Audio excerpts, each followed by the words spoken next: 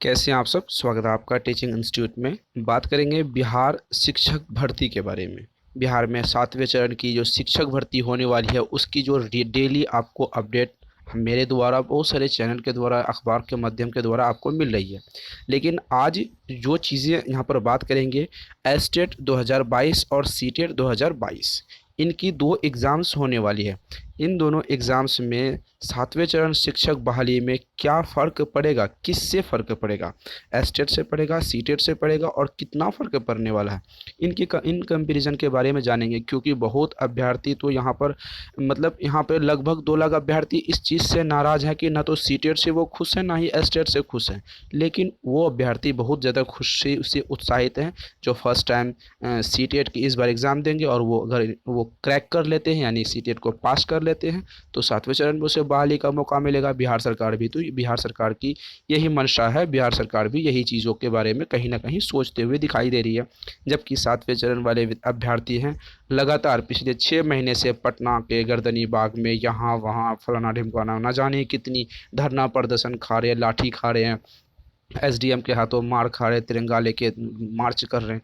लेकिन उनकी जो सिर्फ ये मांगे थी कि सीटेट 2022 से पहले, नोटिफिकेशन के आने से पहले आप हमारी नोटिफिकेशन यानी 7वें चरण के नोटिफिकेशन निकाल दीजिए। बिहार सरकार लेकिन इस मामले में टस से मस होने वाली तो बात दिखती ही नहीं रही। बिहार सरकार अब ऐसा सोच भी रही है कि जब तक सीटेट 2022 होगी नहीं, नोटिफिकेशन नहीं आने वाली है, यानी उनके जैसे कुछ मामले क्लियर नहीं होंगे, तो वो 7वें चरण की बहाली के लिए नोटिफिकेशन तो देने की कोई मूड में बिहार सरकार दिख नहीं रही है। तो समझ आ गया। अब बात करते हैं क्या फ़र्क पड़ेगा। फ़र्क पड़ेगा एस्टेट 2019 से 7वें चरण में कोई फ़र्क नहीं पड़ेगा, क्योंकि ये प्राइमरी लेवल की नहीं है, अपर प्राइमरी लेवल के हैं।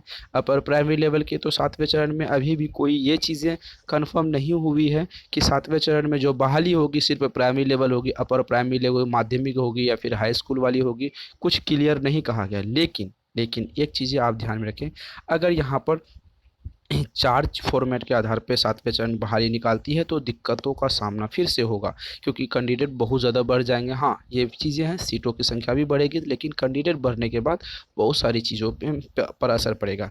अगर 1 to 5, 6 to 8, 9 to 10 और 11 to 12, इन चारों फॉर्मेट पर 7वें चरण शिक्षक बहाली आएगी तो जाहिर सी बात है सीटेट में तो असर नहीं पड़े, सीटेट का बहुत ज़्यादा असर पड़ेगा, लेकिन एस्टेट में मुझे नहीं लगता कि ज़्यादा कुछ असर पड़ने वाले हैं। बस वही 2 से 3 हज़ार अभ्यर्थी बढ़ेंगे।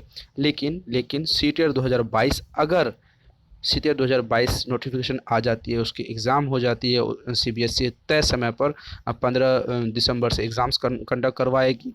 उसके बाद लगभग 15 जनवरी 20 जनवरी तक रिजल्ट आ जाएगी। 20 जनवरी के बाद 7वें चरण की बहाली की नोटिफिकेशन अगर आती है तो ज़रूर बिहार में बहुत सारे जो 7वें चरण के 5 साल से जो बच्चे इंतज़ार कर रहे हैं उन पर गहरा प्रभाव पड़ेगा। उनको कई अभ्यर्थियों की सीट हाथों से छीन ली जाएगी, सीटेट 2022 वाले अभ्यर्थी छीन लेंगे। ये बात आप दिमाग में रख लिए, चाहे आप जैसा भी सोच रहे हो। किसी को दिक्कत होती इस बात से तो हो, मुझे इस बात से कोई फ़र्क नहीं पड़ता, क्योंकि मैं जो सच मुझे लगता है वो आपको बता दिया। क्योंकि सीटेट 2022 की तैयारी बहुत सारे अभ्यर्थी कर रहे हैं और 7वें चरण वाले अभ्यर्थी बच्चे अभी तक नोटिफिकेशन नहीं निकाल पाए हैं। लाठी खा के मार खा के भी वो लोग अभी तक 7वें चरण के नोटिफिकेशन सरकार से नहीं निकाल पाए। ये बात ध्यान में रखें, असर पड़ेगा, सीटेट 2022 से बहुत असर पड़ेगा। अब आते हैं नई वैकेंसीज़ के बारे में। बिहार में लगभग राज्य सरकार की तरफ से, आज की अखबारों की तरफ से, जो शिक्षा विभाग की तरफ से आया है कि 28,000 वैकेंसीज लैब टेक्नीशियन के यहाँ पर आए हैं। उसके बाद 7,000 कुछ, करीब 7,000 प्लस कुछ सीटों की बातें यहाँ पर कंप्यूटर की बहाली पे आए हैं। तो इस पर ये बात की बात है, ये अभी नहीं होने वाली है। इसकी वैकेंसीज अभी तक मार्च 2023 के बाद ही आएगी। देखिए एस्टेट 2022 तो होने की संभावना मुझे नहीं दिखता अभी फ़िलहाल है, क्योंकि हाई कोर्ट भी आश्वासन देने के बाद कॉमर्स वाले अभ्यर्थियों का अभी तक एग्ज़ाम कंडक्ट नहीं करवा पाई है। तो इसीलिए 7वें चरण कहीं ना कहीं लंबा समय, मुझे लगता है पर्सनली लंबा समय देर होगी 7वें चरण में, क्योंकि अगर इसको कंडक्ट करवाएगी तो इसमें 3 से 5 महीनों तक के गैपिंग होने के चांसेस हैं।